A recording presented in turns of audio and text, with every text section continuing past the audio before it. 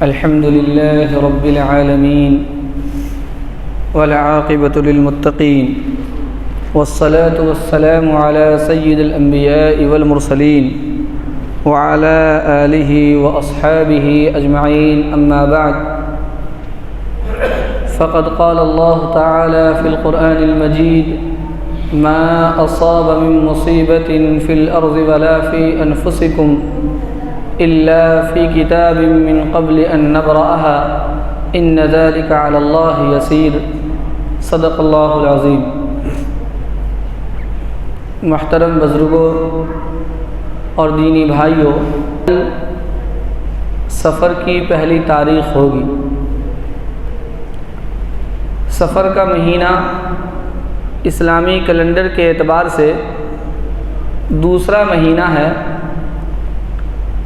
سفر کے معنی ہے خالی ہونا۔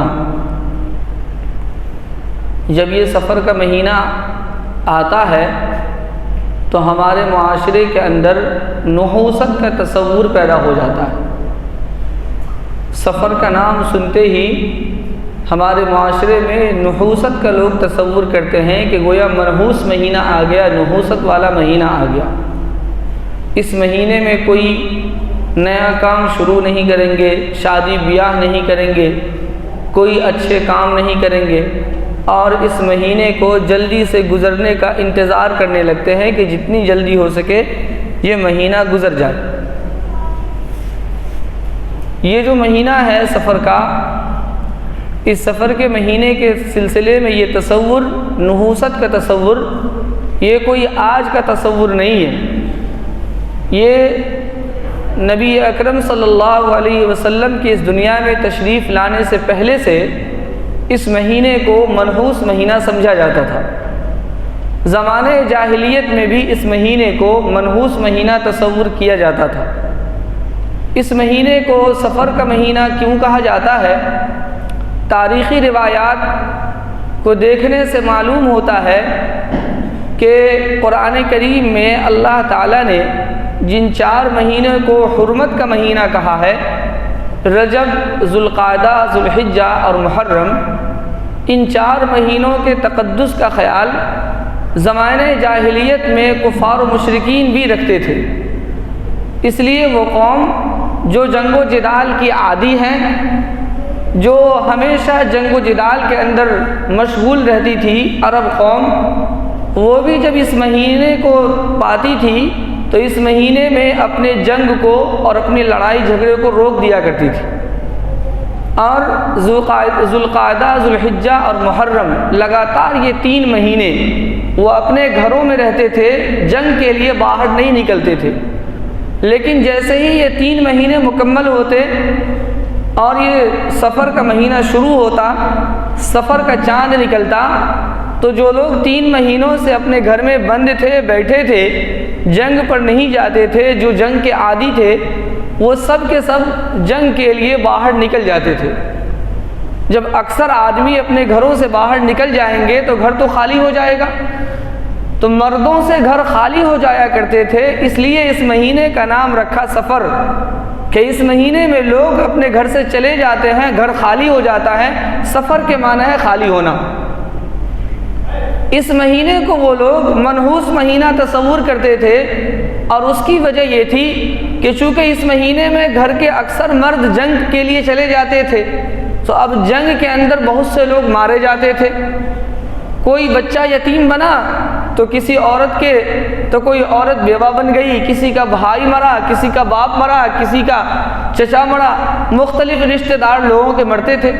اب گھر میں ایک ماتم کا ماحول ہوتا تھا، لوگ مصیبت کے اندر مبتلا رہتے تھے، لوگ بازار میں نہیں جاتے تھے، چونکہ بازار سے لوگ چلے گئے اب جنگ کے لیے، تو بازار بھی ویران، گھر بھی ویران، اور اس پر سے مختلف لوگوں کی موتیں ہوا کرتی تھی جنگ کے اندر، تو اب یہ لوگ سوگ منایا کرتے تھے۔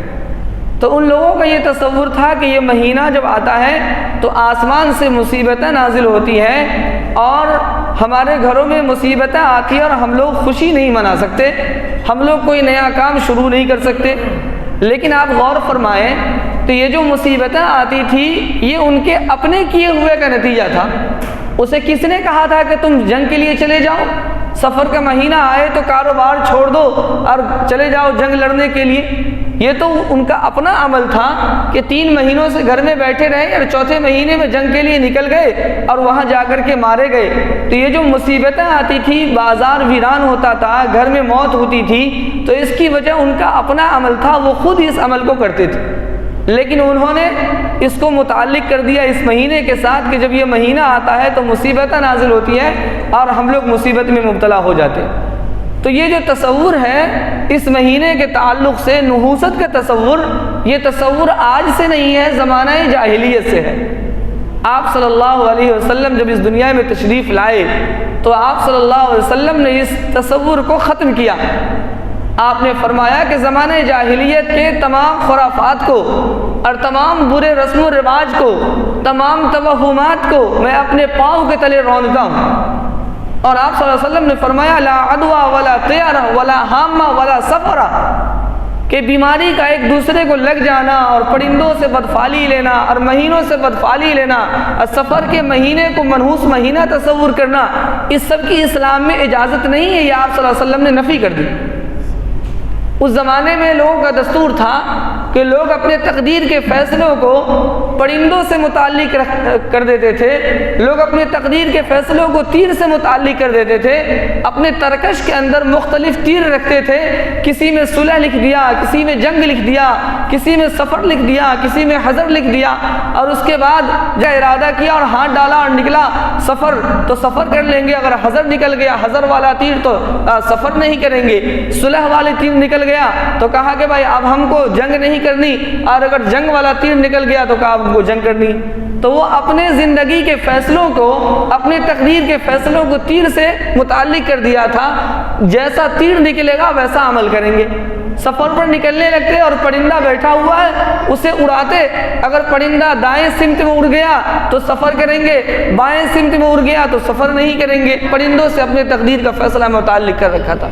مذہب اسلام نے ان تمام چیزوں کی نفی کر دی، اور مذہب اسلام نے یہ بتایا، قرآن نے بار بار اس کا تذکرہ کیا کہ نحوست کسی مہینے میں نہیں ہے اور کسی دن میں نہیں ہے، کسی تاریخ میں نہیں ہے، نحوست تمہارے اعمال کے اندر ہے۔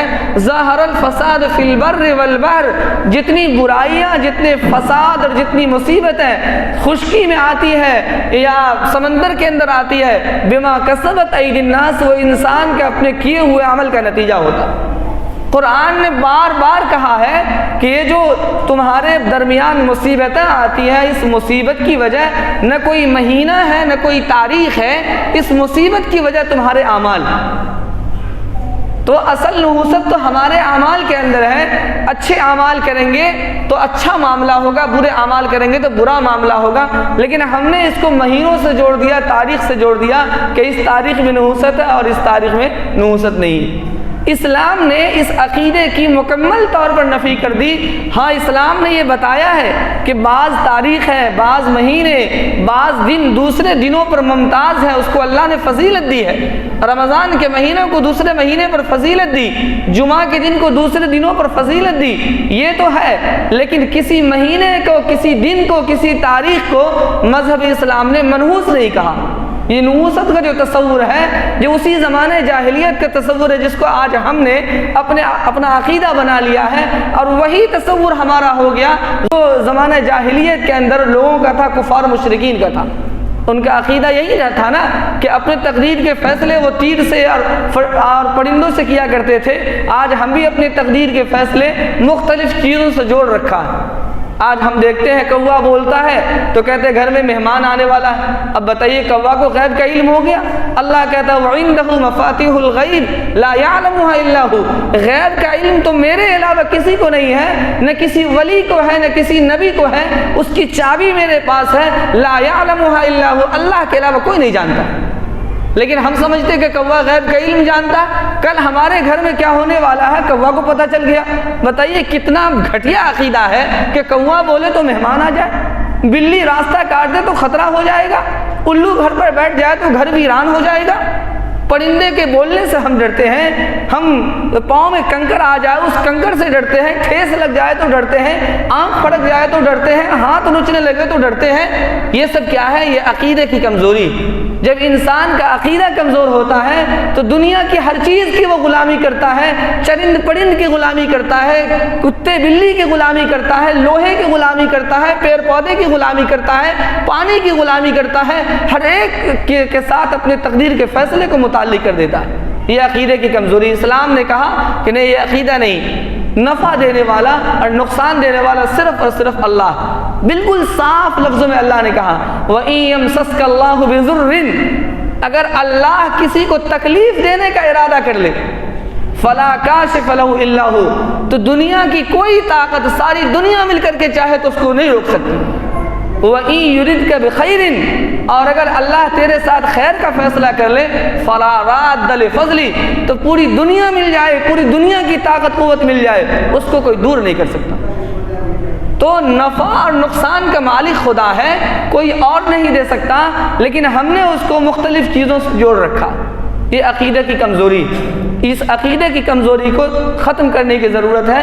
اگر ہمارا عقیدہ مضبوط ہو تو دنیا کی کوئی چیز ہمارا کچھ نہیں بگاڑ سکتی۔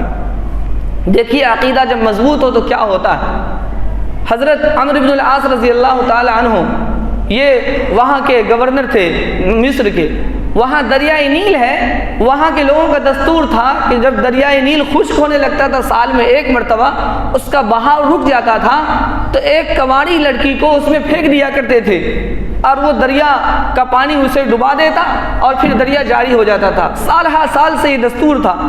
جب حضرت عمرو بن العاص رضی اللہ عنہ وہاں کے گورنر بڑے، وہاں اسلام کی حکومت ہوئی، لوگوں نے آ کر کے ان سے کہا کہ اس طرح سے ہوتا ہوا آیا ہے، اس سال بھی کریں گے۔ حضرت عمرو بن العاص رضی اللہ عنہ نے کہا کہ اسلام اس چیز کی اجازت نہیں دیتا، اس لیے حضرت عمر رضی اللہ عنہ کو خط لکھا۔ حضرت عمر رضی اللہ عنہ نے ایک خط بھیجا اور کہا کہ اسے دریائے نیل کے اندر ڈال دو۔ دریائے نیل میں اس خط کو ڈالا، اس کے بعد سے دریا اتنا بہا کہ کبھی اتنا نہیں بہا تھا، اتنا پانی نہیں آیا تھا، اور آج تک کبھی رکنے کا نام نہیں۔ جانتے ہیں اس میں کیا، اس خط میں کیا لکھا تھا؟ حضرت عمر رضی اللہ عنہ نے اس خط میں لکھا تھا کہ اے دریا، اگر تو اپنی مرضی سے بہتا ہے تو تیری مجھے ضرورت نہیں، اور اگر تو اللہ کے حکم سے بہتا ہے تو پھر تو اللہ کے حکم کے مطابق جاری ہو جا۔ صرف یہی تھا خط، اس میں ڈال دیا، وہ دریا آج تک جاری۔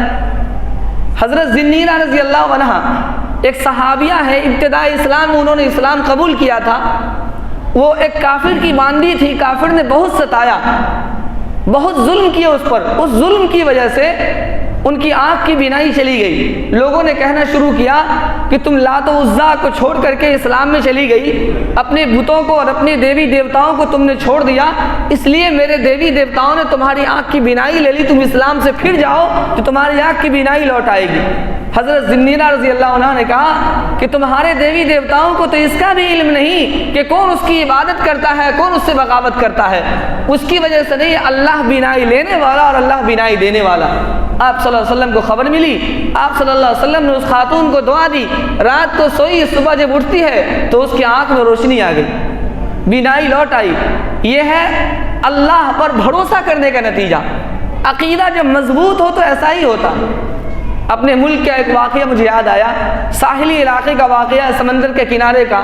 ابن بطوطہ رحمۃ اللہ علیہ ایک بہت بڑے مورخ گزرے ہیں، انہوں نے اپنے سفر نامے میں لکھا ہے کہ ساحلی علاقے میں ایک بادشاہ تھا جس کا نام تھا وشنو ازا لکھا، ہو سکتا ہے یہ وشنو راجا ہو، اسی کا نام بدلا ہوا وشنو ازا ہو۔ وہاں پر بہت سے لوگ آباد تھے، وہاں دریا کے کنارے کا یہ معاملہ تھا کہ ہر مہینے ایک جنات آتا تھا اور اس کی بستی سے ایک لڑکی کو لے کر کے چلا جاتا تھا، کنواری لڑکی کو، اور اس کا کہنا تھا کہ اگر ہمیں ایک لڑکی نہیں دو گے ہر مہینے تو ہم تمام لوگوں کو تباہ کر دیں گے۔ اب آدمی مرتا کیا نہ کرتا، سمندر کے کنارے ایک بت خانہ بنا دیا تھا، اور ہر مہینے کی اس تاریخ کو، جس تاریخ میں وہ جنات آتا تھا، وہاں پر ایک لڑکی کو بنا سوار کر کے رکھ دیتے تھے، اور صبح جب لوگ جاتے تھے تو لڑکی کی نہ تو عزت محفوظ ہے نہ جان محفوظ ہے، عزت بھی گئی جان بھی گئی۔ پھر لا کر کے اس لڑکی کو، جو اس کا آخری رسم ہوتا تھا، لوگ ادا کرتے تھے۔ حافظ ابو البرکات رحمۃ اللہ علیہ بہت بڑے تاجر تھے، یہ مغربی ممالک سے آئے تھے تجارت کے لیے، یہ ایک بوڑھی کے گھر میں قیام کیے ہوئے تھے۔ ایک دن دیکھا کہ ایک بوڑھی بہت اداس بیٹھی ہوئی ہے، چند عورتیں ہیں، سب رو رہی ہیں۔ انہوں نے پوچھا اپنے میزبان سے، اس بوڑھی سے، کہ کیا بات ہے، آپ لوگ اداس کیوں ہیں، کیوں رو رہے ہیں؟ لوگوں نے یہ واقعہ بتایا کہ ایسی ایسی بات ہے، اور آج اسی بوڑھی کے گھر اس کی باری ہے کہ اس کی بیٹی اکلوتی بیٹی ہے، اسی کو آج وہاں رکھنا ہے بت خانے کے اندر، اور صبح جب جائیں گے تو لڑکی کی موت ہو جائے گی، لڑکی کی عزت بھی چلی جائے گی۔ انہوں نے کہا گھبرانے کی ضرورت نہیں ہے، تو حافظ قرآن تھے ہی، کہا گھبرانے کی ضرورت نہیں ہے۔ اتفاق کی بات ہے کہ حافظ ابو البرکات رحمۃ اللہ علیہ کے چہرے پر داڑھی نہیں تھی، قدرتی طور پر ان کو داڑھی نہیں تھی۔ انہوں نے کہا کہ مجھ کو لڑکی کی شکل دے دو، مجھ کو بنا سوار کے وہاں بیٹھا دو۔ یہ لڑکی کا لباس پہن لیے، سب کچھ کر کے وہاں بیٹھا دیا۔ جب لوگ صبح گئے کہ چلتے ہیں اس کی لاش لے کے آتے ہیں، تو دیکھا کہ وہ تو اطمینان سے بیٹھ کے قرآن کی تلاوت کر رہے ہیں، کچھ نہیں ہوا۔ اب یہ بات اتنی پھیلی کہ وہاں کا جو بادشاہ تھا وشنو ازا، اس تک یہ بات پہنچ گئی۔ وشنو ازا نے کہا کہ بھائی آپ 1 مہینہ اور قیام کریں، اگر اگلے مہینہ بھی یہی ہوا اور کسی کی جان نہیں گئی اور آپ نے ہم لوگوں کو بچا لیا تو ہم آپ کے مذہب کو قبول کر لیں گے۔ چنانچہ انہوں نے قیام کیا، اور اگلے مہینے پھر یہی واقعہ پیش آیا، اور پھر کچھ نہیں ہوا، اطمینان کے ساتھ یہ تلاوت کرتے رہے۔ اس راجا نے اور اکثر لوگوں نے وہاں کے اسلام قبول کر لیا۔ تو میرے بھائیوں، جب عقیدہ مضبوط ہو تو کوئی شیطان، جنات، کوئی خرافات، کوئی توہم پرستی ہمارا کچھ نہیں بگاڑ سکتی۔ یہ سب کچھ جو میرے ساتھ ہوتا ہے یہ اس لیے کہ ہمارا عقیدہ کمزور ہے، اس لیے عقیدے کو مضبوط رکھنے کی ضرورت ہے۔ ہم آج حالت یہ ہے کہ اسی زمانہ جاہلیت میں ہم چلے گئے جس زمانہ جاہلیت سے نبی صلی اللہ علیہ وسلم نے ہمیں نکالا تھا، اور آپ نے فرمایا تھا کہ زمانہ جاہلیت کے توہم پرستیوں کو، ہم اس کے خرافات کو اور اس کے بدعاتوں کو ہم اپنے پاؤں کے تلے رونتے ہیں۔ آج اسی خرافات کو ہم نے اپنے معاشرے میں جگہ دے دی۔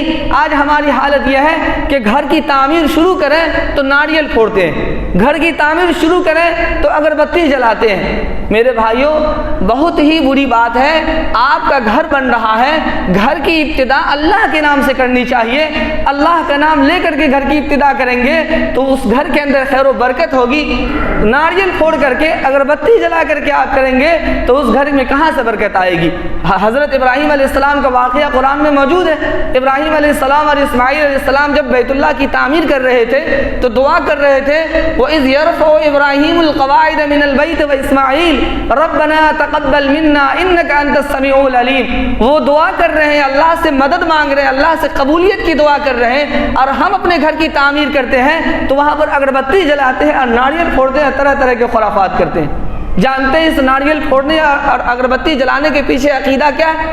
ہمارے برادران وطن کا ایک عقیدہ ہے کہ ہر چیز کے لیے الگ الگ دیوی دیوتا ہے۔ بارش کے لیے الگ دیوتا، رزق دینے کے لیے الگ دیوتا، موت اور حیات دینے کے لیے الگ دیوتا، سب کو الگ الگ اللہ ان کے بھگوان نے اختیار دے رکھا۔ اور اسی طریقے سے وہ سمجھتے ہیں کہ گھر کی بنیاد اگر ہم ڈالیں گے تو جو گھر کی تعمیر کرانے والی دیوی دیوتا ہے اس کی مدد نہیں لیں گے تو ہمارا گھر کامیاب نہیں ہو سکے گا۔ وہ اس عقیدے کو پروان چڑھا رہے ہیں اور آپ اس کی اجازت دے رہے ہیں۔ آپ کہیں گے کہ بھائی ہم تو نہیں کرتے، وہ کرتا ہے۔ میں آپ سے پوچھتا ہوں، گھر آپ کا ہے یا اس مستری کا؟ گھر تو آپ کا ہے نا۔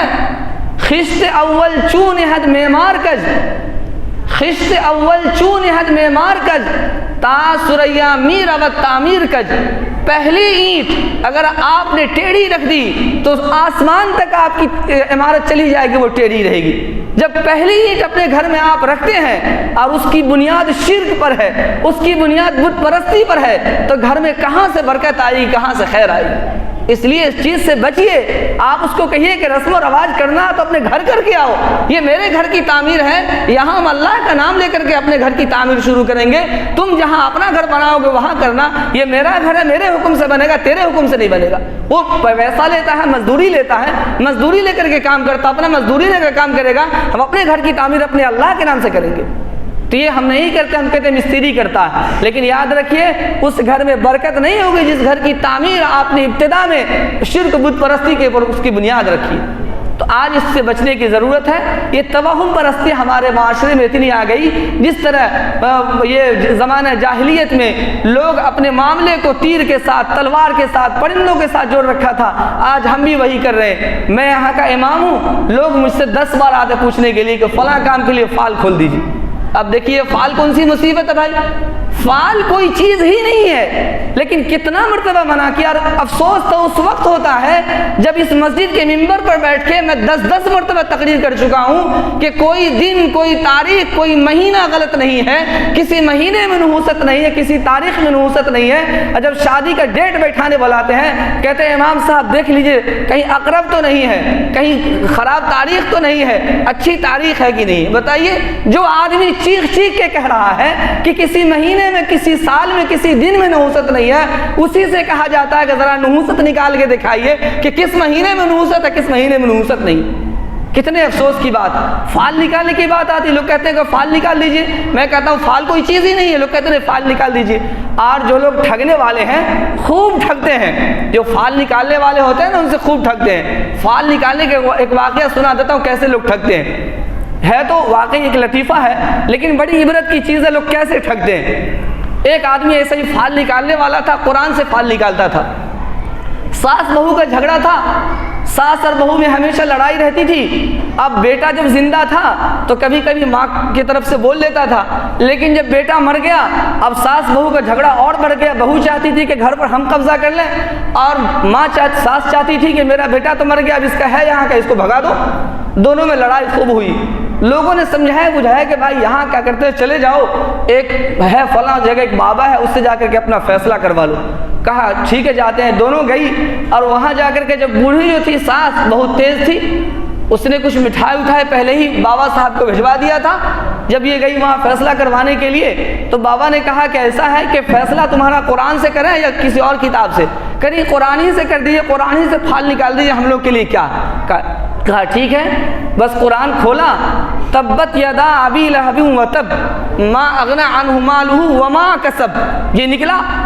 بس کھولا قرآن اور پڑھا اور کہا کہ دیکھو ما کسب، کہا دیکھو یہاں تو قرآن میں صاف صاف تمہارے نام کا فال نکل گیا، ماں کا سب ہے، بہو کا کچھ نہیں ہے، بہو کو کچھ نہیں ملے گا، ماں کا سب ہے۔ وہاں سے آئی بیچاری بہو، یہ تو سیدھی سادھی سوچی کہ ماں کا تو سب ہو گیا، اب مجھے رہنے کا حق نہیں، یہ چلی گئی۔ اس کی سہیلیوں نے دیکھا کہ بہت دنوں سے یہاں، کہا کہ بھائی یہ کیا بات ہے، بہت دنوں سے تم، کہا کہ ارے گئے تھے فلاں بابا کے پاس پھال کھلوانے کے لیے، وہاں تو انہوں نے قرآن سے پھال نکالا اور سب کا سب ماں کا ہے، ماں کا سب۔ کہا ایسا تھوڑی ہوتا ہے، ماں کا سب نہیں ہوتا، کچھ تمہارا بھی ہوگا۔ کہا نہیں ہے، ماں کا سب قرآن میں ہے۔ کہا اچھا ایسا ہے۔ بابا کے پاس جب گئی تھی تو کچھ لے کے گئی تھی؟ کہا نہیں کچھ نہیں لیا تھا۔ کہا ساس تکاؤ تو کچھ لے کے گئی تھی پہلے؟ کہا تو وہی اسی کا کرشمہ ہے یہ، اب تم کچھ بھجوا دو، اس کے بعد دیکھو کس کے بارے میں پھال نکلتا۔ چنانچہ اس نے اپنا چلاکی کی، بہت کچھ بھجوایا اجوایا۔ اس کے بعد جو ہے ساس کو بولی کہ دیکھیے ہم پھر سے جاتے ہیں پھال کھلوانے کے لیے۔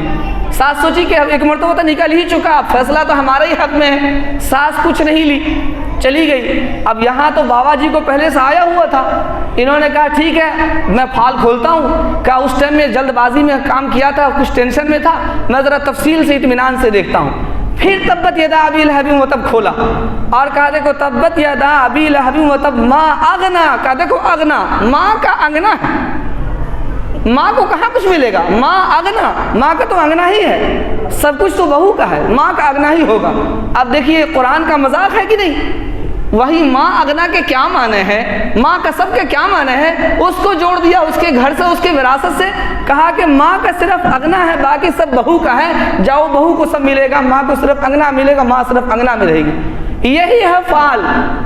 کوئی لوٹنے والا لٹیرا کوئی عامل ہوگا، وہاں جائیں گے تو ایسا ہی پھال کھولتا ہے۔ قرآن کھولے گا، انگلی رکھو، انگلی رکھیں گے، جس حرف پر رکھا گیا اس حرف سے متعلق آپ کی مرضی کے بعد بول دیا، آپ سمجھے کہ بہت خوش ہے، قرآن سے پھال نکل گیا۔